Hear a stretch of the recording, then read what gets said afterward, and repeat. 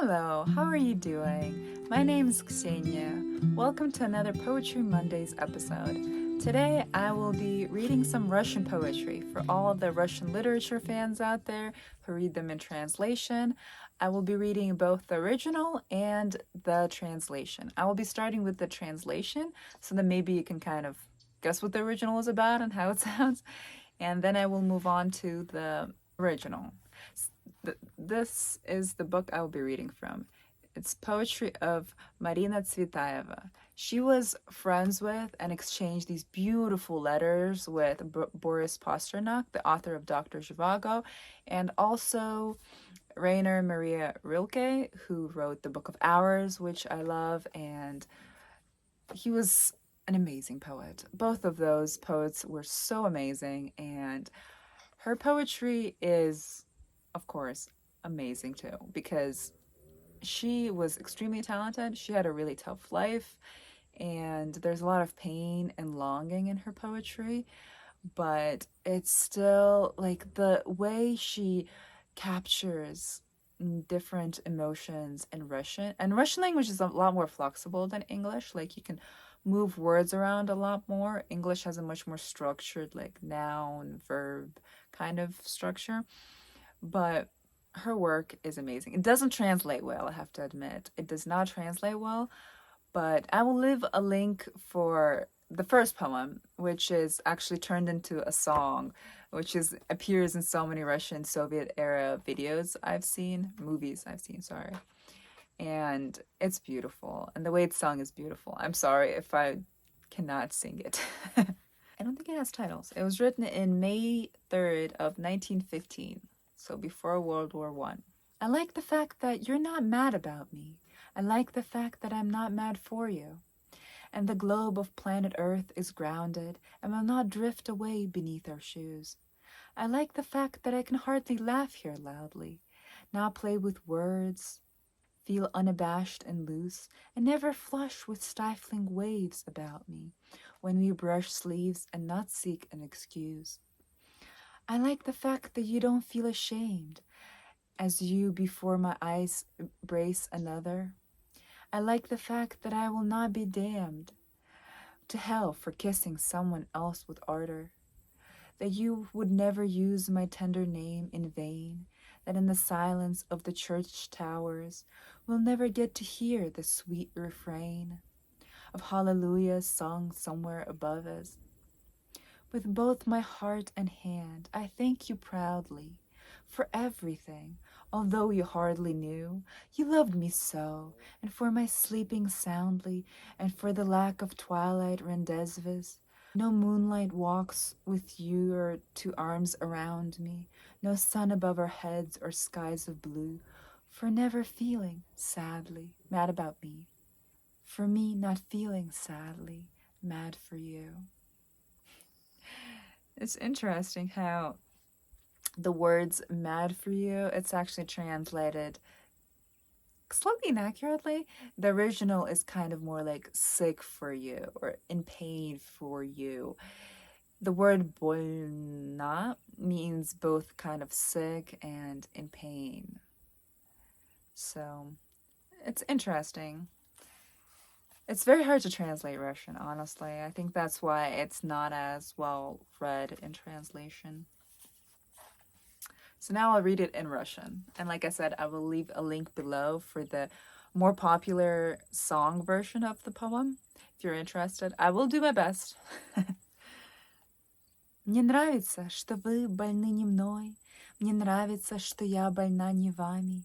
Что никогда тяжелый шар земной не уплывет под нашими ногами.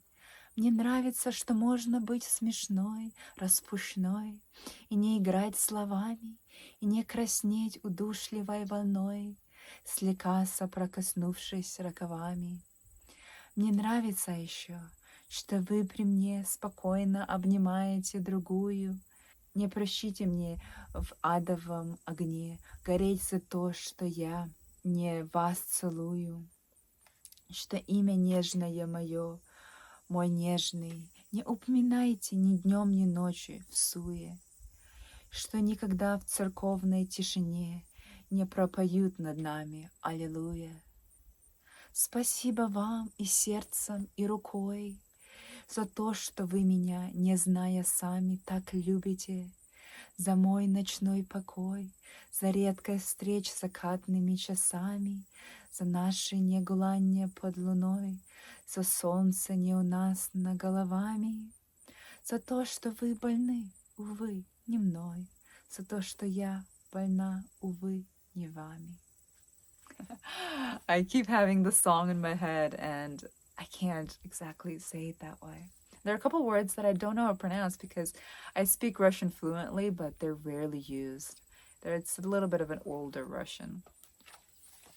So the next poem is a little bit shorter. It's also written on May 3rd, 1915. I'd like to ask the mirrored glass, all hazy, mystical, and foggy, to show exactly where you'll pass and where you'll stop for lodging. I look and see an old ship's mast. There on the deck you're standing, you by the clouded train, the vast green fields at night lamenting. The evening countryside in dew, there ravens soar in flight. My dear one, I am blessing you to go where you decide.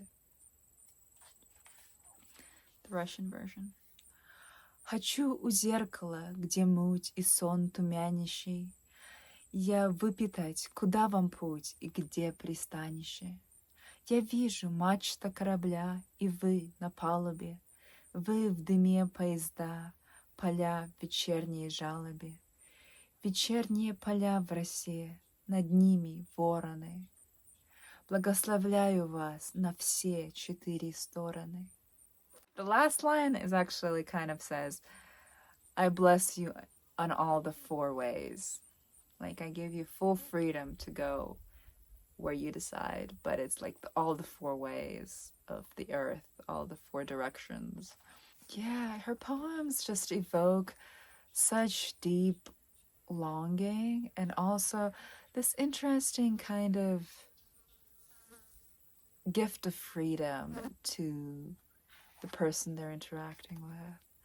I don't know enough of her backstory to know if she had a lot of heartache and brokenheartedness that she kind of detached from her relationships a little bit so she could give that freedom, or if it was just from a lived life and understanding that people change and evolve in different ways, and we should give that gift of allowing people to be who they are and to choose where they want to go and still love them in a way. Not love with that mad passion where you just want to keep that person and devour that person, you know, the way it's portrayed in many movies, and very, very passionate, like lustful, kind of property-oriented kind of relationships. But it's very beautiful, and the Russian language is so nuanced. I remember my mom saying that she just can't get around to English. It just doesn't have words for all these things. And it's true. The Russian language has more words for very many emotions, for even the color blue. There's different kinds of blue and different kinds of depression, you know. Here it's just like, he's depressed. There's different kinds of, like, the nuance of being depressed, which I guess says a lot about the Russian people and Slavic people in general. We're Ukrainian, but the Russian language was the prevalent spoken language there, so I only know how to speak Russian, and I am grateful that I have kept up the language because, you know, even despite the war, I think the language is a very different thing. I shouldn't be shamed for speaking Russian just because the leaders of that country are acting extremely shamefully and violently. I wish I knew Ukrainian and I could speak it, but sure, it's very hard to really learn it without a community to speak it to. So yeah, I hope you enjoyed it, and if you're into Russian authors, Russian poets, give this video a like, and I will leave a comment so I know to keep reading these authors out loud to you so you can hear them and the translations are beautiful. They're also not very easy to find, unfortunately. I do think these translations are pretty good as it can come, you know, it's translating a very complex language with a lot of conjugations and wordplay that is not translatable. But yeah, until next Monday, enjoy your week.